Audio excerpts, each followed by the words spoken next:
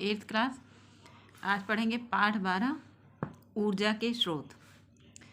ऊर्जा के स्रोत, तो ऊर्जा के बारे में सब लोग जानते हैं कि ऊर्जा का मतलब होता है कार्य करने की क्षमता, है ना। मतलब ताकत को हम ऊर्जा कह सकते हैं। ताकत, हमारे शरीर में जो ताकत होती है, तो ताकत का क्या मतलब होता है, जिसके कारण हम काम कर सकते हैं। मतलब हमारे शरीर में कार्य करने की जो क्षमता होती है उसको हम ताकत कहते हैं या उसी को ऊर्जा कहते हैं, है ना। तो ये पिछले कई बार से हम पढ़ रहे हैं, ये मैं पिछली क्लासेस में भी पढ़ा है, 6वीं 7वीं में भी पढ़ा है कि कार्य करने की क्षमता को ऊर्जा कहते हैं, है ना। और पिछली क्लास में हमने ये भी पढ़ा था कि ऊर्जा के कितने रूप होते हैं, कितने प्रकार की होती है ऊर्जा, है ना। मतलब ऊर्जा के कितने रूप होते हैं। रासायनिक ऊर्जा पढ़ा था, है ना। विद्युत ऊर्जा होती है, ध्वनि ऊर्जा होती है, ऊष्मीय ऊर्जा होती है, प्रकाश ऊर्जा होती है ना। तो ये सब ऊर्जा के रूप हैं। ऊर्जा कभी भी नष्ट नहीं होती है ना, समाप्त नहीं होती है ऊर्जा, बल्कि ऊर्जा एक रूप से दूसरे रूप में बदलती रहती है।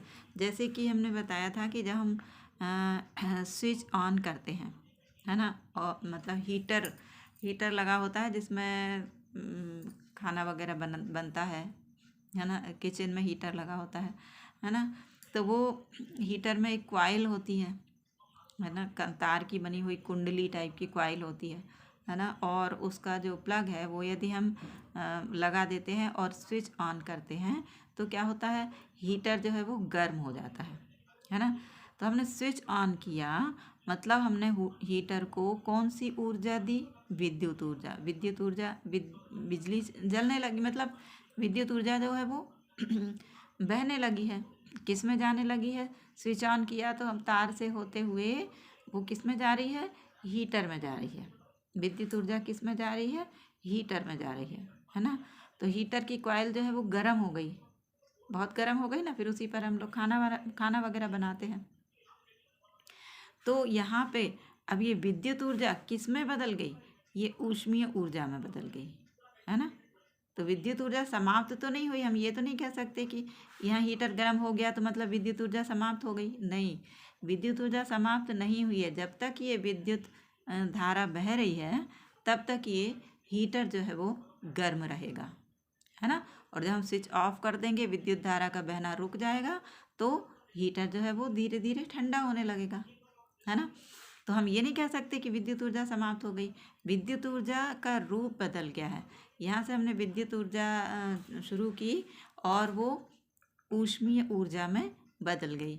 इसी तरह से हम बल्ब ऑन करते हैं, मतलब बल्ब का स्विच ऑन करते हैं, तो विद्युत ऊर्जा किस में बदल जाती है, प्रकाश ऊर्जा में बदल जाती है। बल्ब जलने लगता है ना, प्रकाश उत्पन्न हो जाता है, तो विद्युत ऊर्जा प्रकाश ऊर्जा में बदल जाती है।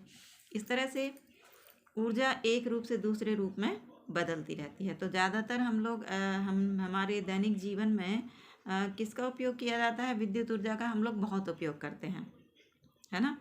विद्युत ऊर्जा का बहुत उपयोग करते हैं। अब हमारे मन में सवाल ये उठता है कि ये विद्युत ऊर्जा आती कहाँ से है ना। तो पावर हाउस देखे हैं सब ने, है ना। कई प्रकार कई तरह के पावर हाउस होते हैं जहाँ कहीं पर जल के द्वारा विद्युत बनाई जाती है, कहीं पर कोयले के द्वारा बनाई जाती है, कहीं पर हवा के द्वारा बनाई जाती है। मतलब विद्युत जो है वो बनाई जाती है ना, जनरेट की जाती है। तो जब जल के द्वारा विद्युत उत्पन्न की जाती है तो उसको क्या कहते हैं, जल विद्युत ऊर्जा कहते हैं। जल के द्वारा विद्युत उत्पन्न की जाती है। तो जल के द्वारा कैसे होती है, हम एक मतलब एक टरबाइन होती है। टरबाइन मतलब देखा होगा, एक पहिया टाइप का होता है। जैसे कि उसके लिए पहले हम एक प्रयोग कर लेते हैं कि जैसे माचिस की डिब्बी यदि हम लें, है ना। उसमें ये देखो, इसमें इस तरह से ये बना हुआ है, ये माचिस की डिब्बी है, ठीक है। माचिस की डिब्बी है ना। और इसके मतलब चारों तरफ ये इस तरह से, ये प्लास्टिक की जो चम्मच आती हैं या लकड़ी की वो जो आइसक्रीम वाली चम्मच होती है ना, आइसक्रीम वाली जो चम्मच होती हैं, या प्लास्टिक की या लकड़ी की किसी की भी, वो इसमें घुसा देते हैं, है ना। मतलब अंदर जो चम्मच वाला पोर्शन है वो इसके अंदर रहता है। तो इस तरह से चारों साइड जो चम्मच घुसा देते हैं, है ना। और उसके बाद क्या करते हैं, एक रिफिल को इसके बीचों बीच डाल देते हैं, बीच में छेद करके, और उसमें से एक रिफिल डाल देते हैं, है ना। अब इस रिफिल को कहीं पर फंसा देते हैं, मतलब कहीं ऐसी जगह जहाँ पर नल चल रहा हो, है ना। तो नल में से जो पानी की धार है उसके नीचे हम इस माचिस की डिब्बी की एक चम्मच को, जो हमने 4 चम्मच को घुसाया है ना, एक चम्मच को ऐसा रखते हैं कि वो पानी की धार के ठीक नीचे आए, है ना। और ये जो रिफिल डाली है इसको या तो दोनों हाथ से हम पकड़े रहते हैं या फिर फंसा देते हैं कहीं पर, है ना। तो मतलब ये ऐसा डालते हैं कि इसके माचिस जो है ये फ्री रहे, है ना।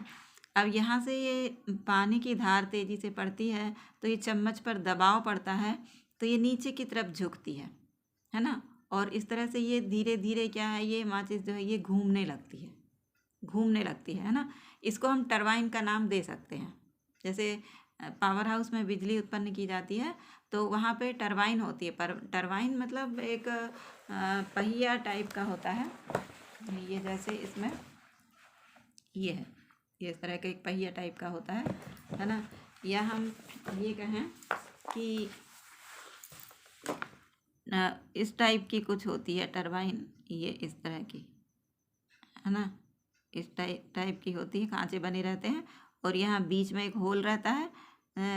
जो होल रहता है इसमें मतलब शाफ्ट डला होता है, इसमें एक छड़ डली होती है, इस तरह से इसमें छड़ डली होती है और इसको टरबाइन से जोड़ दिया जाता है ना। यहाँ पर मतलब क्या होती है, टरबाइन होती है, सॉरी टरबाइन नहीं, ये जनरेटर के अंदर क्या होता है, बिजली के तार होते हैं, हाँ बिजली के तार होते हैं। और यहाँ पर चुंबकीय क्षेत्र होता है, मतलब चुंबक लगा होता है। तो क्या होता है कि जब पानी तेज़ी से ये इसके ऊपर टरबाइन के ऊपर बहाया जाता है, छोड़ा जाता है, पानी की धार, बहुत तेज़ पानी की धार जो है जब इसके ऊपर छोड़ी जाती है तो क्या होता है, ये टरबाइन घूमने लगती है ना।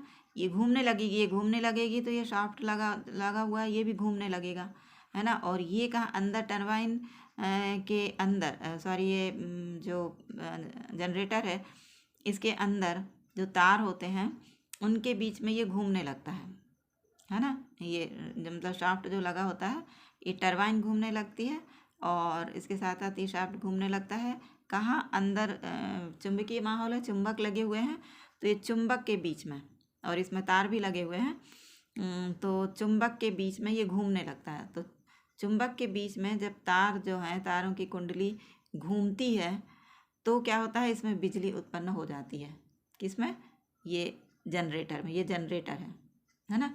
जनरेटर में बिजली उत्पन्न हो जाती है। मतलब ये सिद्धांत है कि तारों की कुंडली को यदि चुंबकीय क्षेत्र में घुमाया जाए तेजी से, मतलब चुंबक लगे हुए हैं उनके बीच में या तो तारों की कुंडली को घुमाया जाए, या तारों की कुंडली है और उनके बीच में चुंबक को घुमाया जाए। दोनों बातें हो सकती हैं, या तो तारों की कुंडली लगी हुई है, इस तरह से तारों की कुंडली है और इनके बीच में एक चुंबक डालकर इसको, चुंबक को तेजी से घुमाया जाए, है ना। या फिर तारों को चुंबक के बीच में, चुंबक लगे हुए हैं, यहाँ पे ऐसे चुंबक लगे हुए हैं, इनके बीच में तारों की कुंडली को तेजी से घुमाया जाए। दोनों स्थितियों में तार में बिजली उत्पन्न हो जाती है, विद्युत उत्पन्न हो जाती है। तो इस तरह से ये बिजली बनाई जाती है, ठीक है। विद्युत जो बनाई जाती है, हमको जो विद्युत प्राप्त होती है वो पावर हाउस में इस तरह से बनाई जाती है। तो उसके लिए क्या ज़रूरी होता है, कि टरबाइन का घूमना ज़रूरी होता है। तो टरबाइन को घूमने के लिए ऊर्जा किससे दी जाती है, कहीं कहीं पर जल से दी जाती है। मतलब जल की तेज़ धार को इसके ऊपर छोड़ा जाता है तो इसके दबाव के कारण ये टरबाइन घूमने लगती है। मतलब जल से इसको ऊर्जा मिल रही है, टरबाइन को जल से ऊर्जा मिल रही है ना। ये घूमने लगती है और जनरेटर के अंदर विद्युत उत्पन्न हो जाती है ना। तो इसको कहते हैं जल विद्युत ऊर्जा। और फिर होती है ताप विद्युत ऊर्जा, तापीय विद्युत ग्रह बोला जाता है इसको, ताप विद्युत ऊर्जा। इसमें क्या करते हैं, कोयला को गर्म करते हैं। ताप विद्युत ऊर्जा में कोयले का उपयोग होता है ना। कोयला को गर्म करते हैं और इससे जो कोयला गर्म होने से जो ऊष्मा उत्पन्न होती है उससे पानी को उबाला जाता है, और इतना उबाला जाता है कि उसमें तेज़ी से भाप बनने लगती है, तेज़ी से भाप बनने लगती है, और इस भाप को टरबाइन के ऊपर छोड़ा जाता है।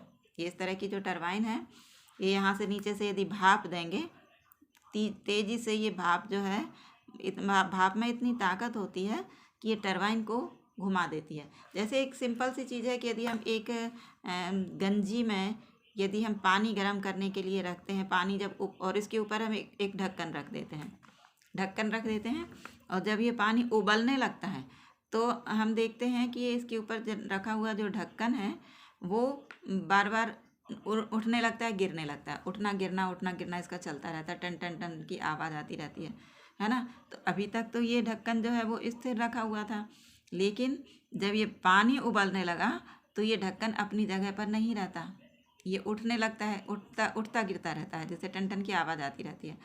तो जेम्स वाट नाम के जो वैज्ञानिक थे उन्होंने यही देखा, वो अपने किचन में थे, बैठे थे, देख रहे थे, तो उनको टन टन की आवाज़ आई तो उन्होंने देखा कि कहाँ से आ रही है। तो उन्होंने देखा कि उनकी माँ ने एक बर्तन में पानी चढ़ाया हुआ था, वो उबलने लगा था, और उसके ऊपर जो ढक्कन रखा था वो बार बार उसे टच हो रहा था बर्तन से, और इसके कारण आवाज़ आ रही थी।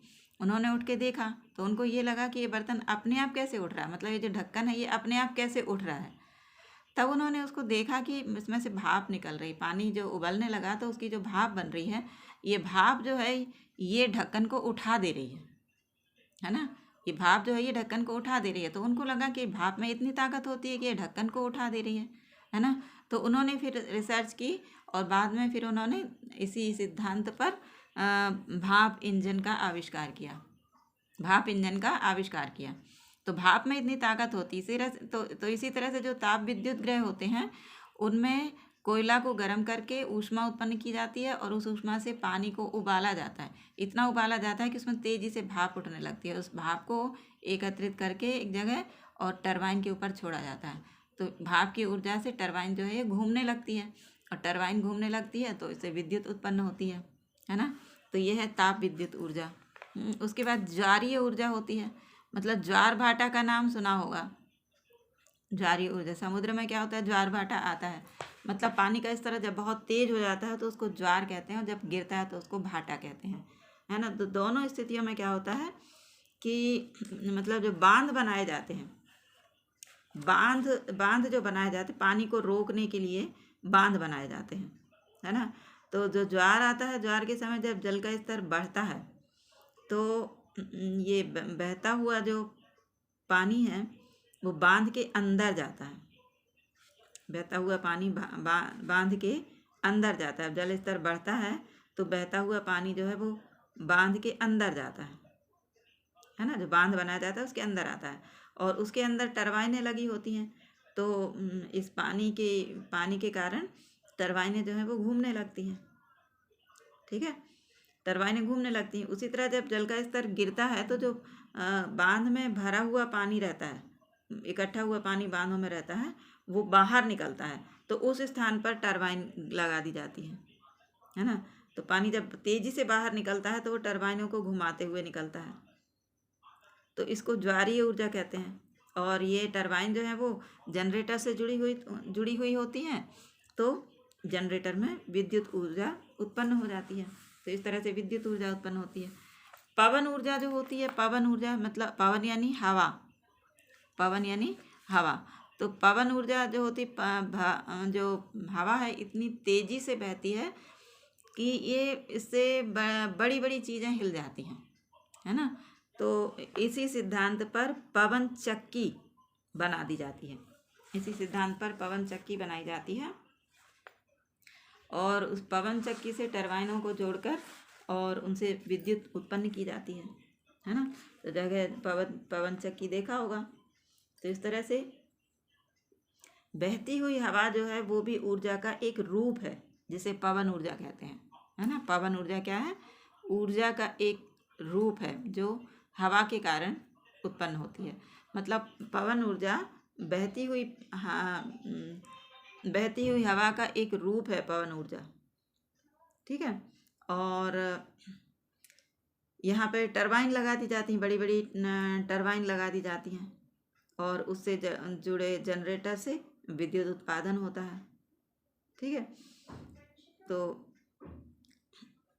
ये इस तरह की पवन ऊर्जा से बिजली उत्पन्न कई जगह पे की जाती है। गुजरात में, राजस्थान, मध्य प्रदेश, है ना, पश्चिमी मध्य प्रदेश, समुद्रीय क्षेत्र जो होते हैं, तमिलनाडु में, बंगाल की खाड़ी, अरब सागर, यहाँ पे पवन ऊर्जा के द्वारा विद्युत उत्पन्न की जाती है ना। पवन चक्की लगी होती है यहाँ पर और पवन चक्की से पवन ऊर्जा मिलती है और विद्युत उत्पन्न की जाती है। ठीक है, तो ये तो हुआ, ये इस प्रकार की हम ऊर्जा पढ़ रहे हैं, है ना। जल विद्युत ऊर्जा, ताप विद्युत ऊर्जा, ज्वारीय ऊर्जा, पवन ऊर्जा, ये हमने पढ़ा। अब उसके बाद होती है नाभिकीय ऊर्जा। परमाणु का जो नाभिक होता है, मतलब परमाणु हमने बताया था पहले, तुम लोगों को याद नहीं होगा शायद। तो परमाणु जो होता है, मतलब हमारा पदार्थ किससे बना होता है? अणुओं से। कोई भी पदार्थ जो है किससे बना होता है? अणुओं से। और अणु किससे बने होते हैं? परमाणुओं से। मतलब जैसे ये एक अणु है तो इसके अंदर बहुत सारे परमाणु होंगे, मतलब जितने भी परमाणुओं से एक अणु बनता हो। हर पदार्थ में अलग अलग संख्या होती है ना। तो ये क्या है? परमाणु। मतलब अणु किससे मिलकर बनता है? परमाणु से। मतलब सबसे छोटा कण क्या है? परमाणु है ना। परमाणुओं से मिलकर अणु बना और इस तरह के बहुत सारे अणु मिलकर एक पदार्थ बनाएंगे। इस तरह से बहुत सारे अणु जो हैं ये मिल जाएंगे तो ये इनसे एक पदार्थ बन जाएगा। ठीक है, तो इसके अंदर जो है ये क्या है? ये परमाणु है, ये परमाणु है। ठीक है, ये मतलब जैसे हम इसको ले लें, एक परमाणु ये है, तो परमाणु के बीच में जो बीच में नाभिक होता है, परमाणु के बीच में नाभिक होता है। तो परमाणु का सारा भार ये नाभिक में ही केंद्रित होता है। ठीक है, अधिकांश ऊर्जा जो है उसके नाभिक में होती है। परमाणु के नाभिक में अधिकांश ऊर्जा होती है। तो जब ऊर्जा मुक्त होती है, मतलब ऊर्जा निकलती है, तो ये उत्पन्न ऊर्जा जो है ये नाभिकीय ऊर्जा कहलाती है। नाभिकीय ऊर्जा, नाभिकीय ऊर्जा कहाँ होती है? परमाणु के नाभिक में होती है। ठीक है, परमाणु के नाभिक में होती है। तो इस नाभिकीय ऊर्जा का भी मतलब कुछ चीज़ों में उपयोग किया जाता है ना। नाभिकीय ऊर्जा को विद्युत ऊर्जा में बदला जा सकता है। हमारे देश में नाभिकीय रिएक्टर अच्छी तरह से काम कर रहे हैं। जैसे तारापुर, कोटा और नरोरा में ये कार्य कर रहे हैं। तो ये नाभिकीय रिएक्टर से बिजली उत्पन्न की जाती है।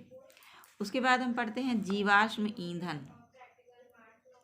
जीवाश्म मतलब जीवों के अश्म, जीवाश्म ईंधन मतलब जीवों के अवशेष। जीवाश्म ईंधन का मतलब होता है जीवों के अवशेष, और अवशेष का मतलब होता है बचा हुआ भाग। अवशेष का मतलब होता है बचा हुआ भाग, है ना।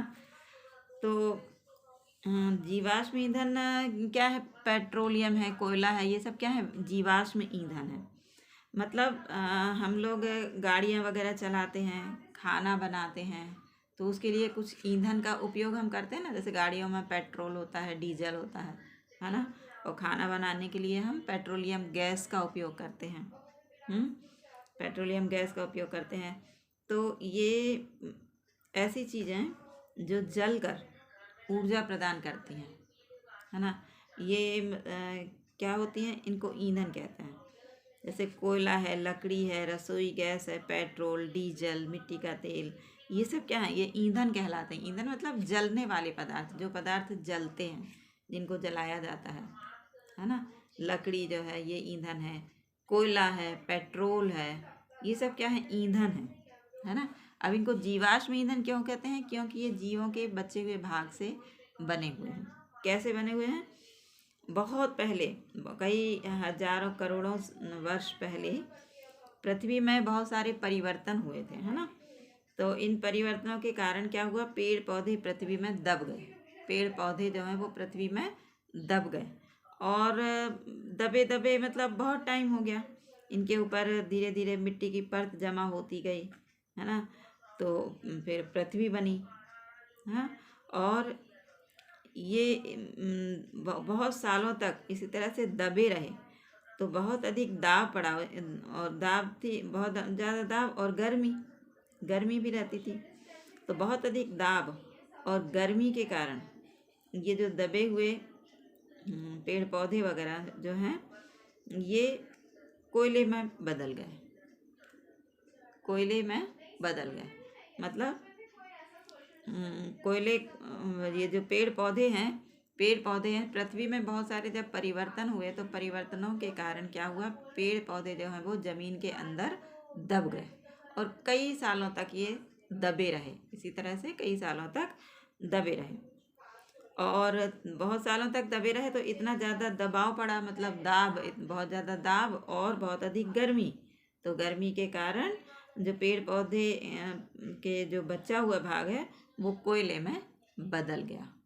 तो इसलिए कोयले को जीवाश्म ईंधन कहते हैं। ठीक है, कोयले को क्या कहते हैं, जीवाश्म ईंधन कहते हैं। तो कोयला तो बनता है ज़मीन के अंदर पेड़ पौधों के और जीव जंतुओं के दबने से कोयला बनता है ना। और जब समुद्र के अंदर, समुद्र के दलदल में जो पेड़ पौधे दब जाते हैं उनसे फिर बाद में पेट्रोलियम बनता है। ठीक है, तो कोयला कहाँ बनता है, ज़मीन के अंदर पेड़ पौधों के दबने से, और पेट्रोलियम कहाँ बनता है, समुद्र के अंदर जो पेड़ पौधे होते हैं उनके दबने से पेट्रोलियम बनता है ना। तो ये कोयला, पेट्रोलियम, ये सब क्या है, ये जीवाश्म ईंधन है। क्या होते हैं ये, जीवाश्म ईंधन। ठीक है, तो जीवाश्म समझ गए ना, जीवों के अवशेष, मतलब जीवों के बचे हुए भाग, तो जीवाश्म ईंधन कहलाते हैं। तो मृत जीवों के अवशेष पृथ्वी के नीचे भारी दबाव और गर्मी के कारण पेट्रोलियम में बदल गए, इसलिए इन्हें जीवाश्म ईंधन कहा जाता है। ठीक है, पेट्रोलियम का जमीन के अंदर चट्टानों के बीच दबा हुआ होता है, मतलब समुद्र के अंदर पानी जो होता है वहाँ पेट्रोलियम जो है मतलब ज़मीन के अंदर चट्टानों के बीच में दबा हुआ होता है, जिसे कुआं खोदकर पंपों के माध्यम से खींचकर निकाला जाता है। इस तरह से पेट्रोलियम, तो ज़मीन से जो पेट्रोलियम निकाला जाता है वो सीधे ऊर्जा उत्पन्न नहीं करता है, मतलब ऊर्जा नहीं ली जाती है उससे, बल्कि इसको पहले रिफाइनरी में भेजा जाता है जहाँ पर इसका शुद्धिकरण होता है, और पूरी तरह से शुद्ध होने के बाद ये फिर आता है और फिर पृथक रिफाइनरी में भेजा जाता है, जहाँ मतलब इसे सारी चीज़ें अलग की जाती हैं, जैसे petrol, diesel, kerosene, petroleum gas, ये सब चीज़ें अलग की जाती हैं उससे, पेट्रोलियम। तो हम ये कह सकते हैं हमको जो खाना बनाने की गैस है वो हमको कहाँ से, मतलब किससे मिलती है, पेट्रोलियम से मिलती है। पेट्रोलियम का ही एक भाग है वो, मतलब पेट्रोलियम से ही खाना पकाने की जो गैस है, पेट्रोल है, डीजल है, केरोसिन है, ये सब उसी से बनाया जाता है। किससे, पेट्रोलियम से निकाला जाता है। तो पेट्रोलियम जहाँ से प्राप्त होता है, जहाँ रहता है पेट्रोलियम, जिन कुओं से इसको निकाला जाता है उसमें प्राकृतिक गैस भी होती है ना, जिसमें मुख्य रूप से क्या होती है, मीथेन गैस होती है। मीथेन गैस होती है और वो ऊष्मा प्रदान करती है। मीथेन गैस होती है जो आसानी से जलकर ऊष्मा प्रदान करती है, ऊष्मा देती है। इस गैस को संपीड़ित कर मतलब सिकोड़ कर वाहन चलाने में उपयोग किया जाता है। ठीक है, तो इसका उपयोग मतलब पेट्रोलियम द्रव जिन कुओं से प्राप्त होता है ना, उनमें प्राकृतिक गैस भी होती है और ये प्राकृतिक गैस मुख्यतः मीथेन होती है जो जलकर ऊष्मा प्रदान करती है। मीथेन होती है प्राकृतिक गैस में क्या होती है, मीथेन होती है जो जलकर ऊष्मा प्रदान करती है, और इस गैस को संपीड़ित कर वाहन चलाने में इसका उपयोग किया जाता है। इसे सीएनजी के नाम से जाना जाता है। सीएनजी मतलब कंप्रेस्ड नेचुरल गैस। तो कुछ गाड़ियों में सीएनजी का उपयोग किया जाता है। घरों में जो हम खाना पकाने के लिए जिस गैस का उपयोग करते हैं वो वास्तव में क्या है, पेट्रोलियम का ही एक रूप है, जिसमें ब्यूटेन मुख्य रूप से होती है, ब्यूटेन होती है इसमें। और वैसे इसको हम एलपीजी कहते हैं, मतलब लिक्विड पेट्रोलियम गैस इसको बोला जाता है। तो ये कि वैसे तो रंगहीन और गंधहीन गैस है, लेकिन इसमें कुछ थोड़ी मात्रा में क्या मिलाया जाता है, एक तेज गंध वाली एक गैस मिलाई जाती है। एलपीजी या पेट्रोलियम गैस जो है ये गंधहीन है, लेकिन इसमें एक तेज गंध वाली गैस को मिलाया जाता है ताकि ये पता, यदि मान लो किसी सिलेंडर से गैस रिस रही है, गैस बाहर निकल रही है, तो उसका पता चल सके। यदि गंधहीन रहेगी तो गैस निकलती रहेगी, पता नहीं चलेगा। इसलिए उसमें गंध युक्त पदार्थ मिलाया जाता है, जिससे कि उस गंध से समझ में आए कि गैस रिस रही है या नहीं रिस रही है, नहीं निकल रही है। ठीक है। उसके बाद गोबर गैस होती है, गोबर के द्वारा गैस बनाई जाती है ना। तो उसमें गोबर के, गांव में तो क्या करते हैं, गोबर के कंडे जला के इनका उपयोग कर लिया जाता है। इनसे दूसरे तरीके से भी ऊर्जा प्राप्त की जा सकती है ना। जैसे कि ये बायोगैस बनाई जाती है इससे, ये इस तरह से ये बायोगैस है ना, बायोगैस है। इसमें क्या किया जाता है, गोबर से ये बायोगैस बनाई जाती है। इसके लिए गोबर को पानी में घोलकर एक बंद गड्ढे में डाला जाता है। गोबर गैस को पानी में घोलकर बंद गड्ढे में डाला जाता है।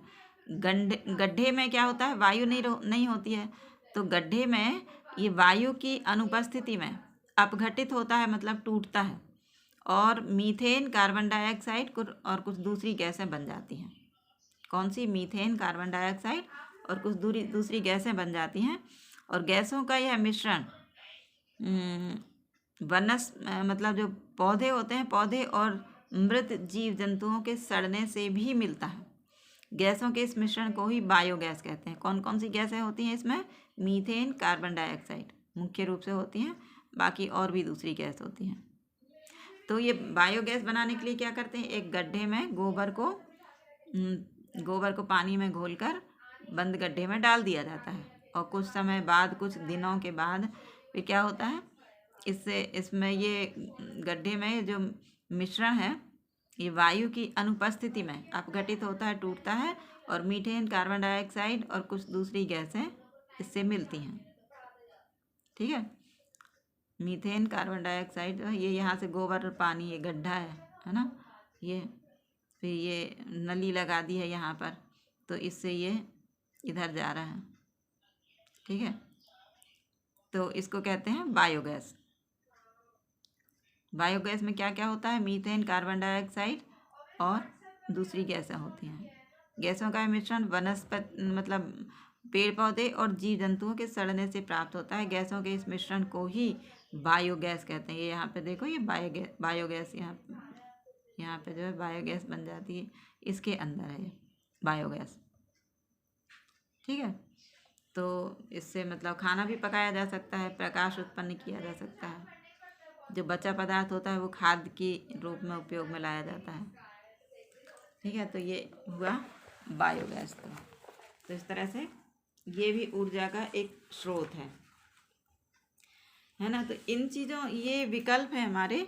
गोबर गैस है, सौर ऊर्जा मतलब सूर्य की ऊर्जा जो है, पवन ऊर्जा है, और पानी की ऊर्जा जो होती है, जल विद्युत ऊर्जा, ये क्या है, हमारे नवीकरणीय स्रोत हैं। इनको नवीकरणीय स्रोत कहा जाता है। क्या कहा जाता है, ऊर्जा के नवीकरणीय स्रोत या नवीनीकृत स्रोत। क्योंकि इनका नवीनीकरण होता रहता है। हवा कभी समाप्त नहीं होगी, पानी कभी समाप्त नहीं होता, सूर्य की ऊर्जा हमेशा मिलती रहेगी, है ना।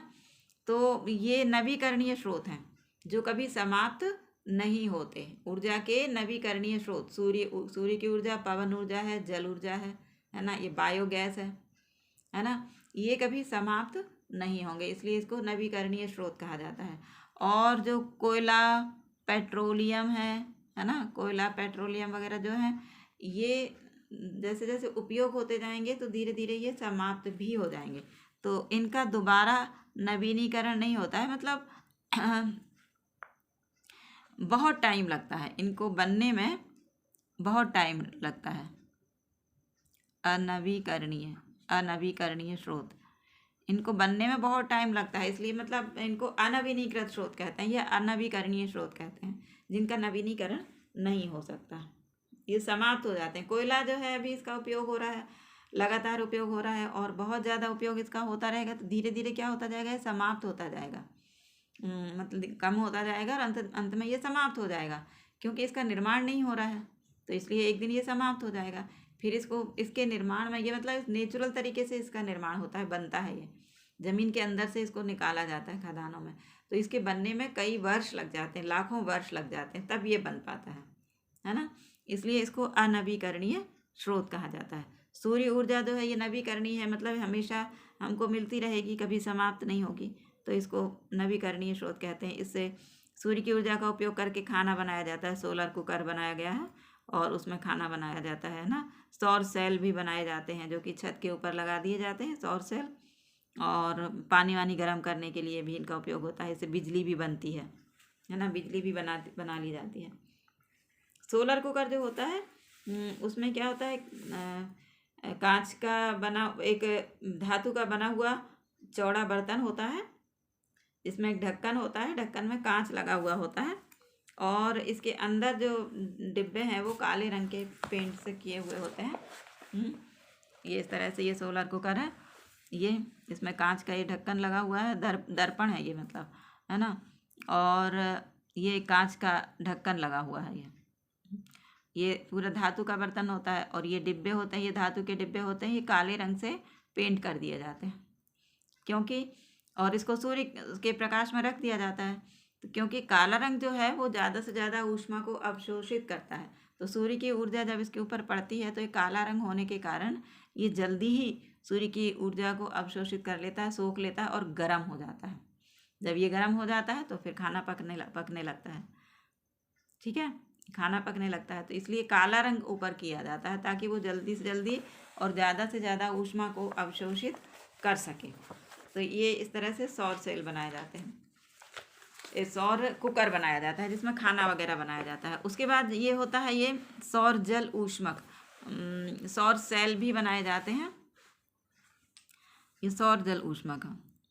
इससे सौर जल ऊष्मक मतलब पानी गर्म किया जाता है ना, सौर, इसलिए इसको सौर जल ऊष्मक कहते हैं।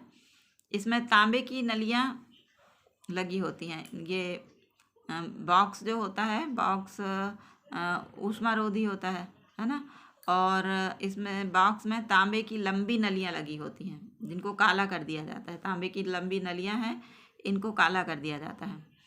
तो नली से जब पानी निकलता है, ठीक है, पानी जब नली के अंदर से होता हुआ निकलता है पानी, तो ये ऊष्मा लेकर गर्म हो जाता है क्योंकि ये क्या है, इसमें तांबे की लंबी नलियाँ हैं, तांबे की लंबी नलियाँ हैं, तो सूर्य की ऊष्मा से ये गर्म हो जाती हैं। तो जब इनमें से होकर जब पानी निकलेगा तो वो भी गर्म हो जाएगा, है ना। तो इस पानी को दूसरे सिरे से निकाल के टंकी में इकट्ठा कर लिया जाता है। इस तरह से ये सौर जल ऊष्मक है जो सूर्य की ऊर्जा से जिसमें पानी गर्म किया जाता है, ठीक है। और सौर सेल भी बनते हैं। सौर सेल जो होते हैं उनमें भी क्या होता है, सौर ऊर्जा को विद्युत ऊर्जा में परिवर्तित किया जाता है। सौर सेल जो सिलिकॉन के भी बने होते हैं, ठीक है। तो इस तरह से ये पार्ट पूरा हुआ।